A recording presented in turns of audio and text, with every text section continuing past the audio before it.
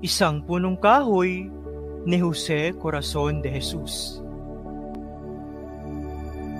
Kung tatanawin mo sa malayong puok, ako'y tila isang nakadipang krus. Sa napakatagal na pagkakaluhod, parang hinahagkan ang paa ng Diyos. Organong sa loob ng isang simbahan ay nananalangin sa kapighatian, habang ang kandila ng sariling buhay magdamag na tanod sa aking libingan.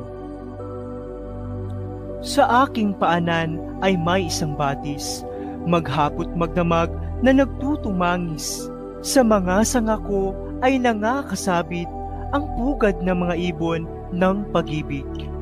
Sa kinislap-kislap ng batis na iyan, asa mo'y agos ng luhang nunukal, at saka buwang tila nagdarasal, ako'y binabati ng ngiting malamlam. Ang mga kampana sa tuwing orasyon, nagpapahiwatig sa akin ng taghoy. Ibon sa sanga ko'y may tabing ng dahon, batis sa paa ko'y may luha ng daloy. Ngunit tingnan nyo ang aking narating, natuyo, namatay sa sariling aliw.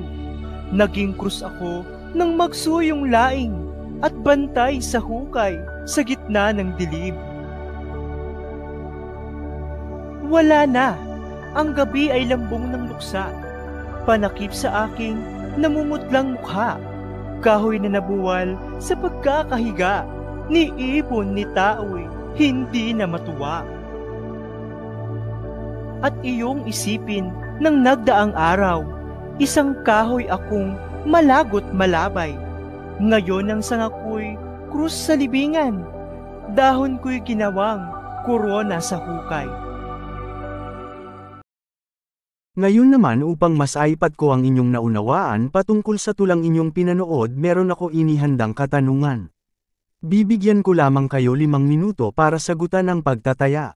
Simulan na natin.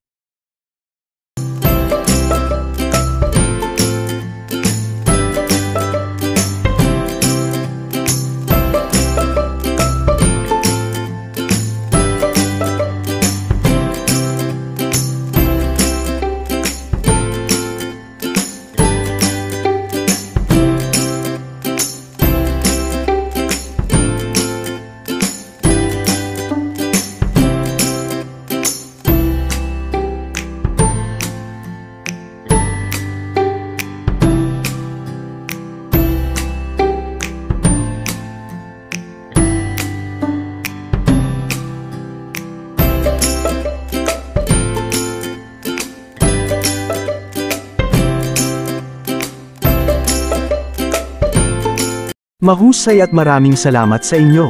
Muli ako si Sir Angelo S. Ilaw, ang inyong tagapagturo. Paalam mga bata.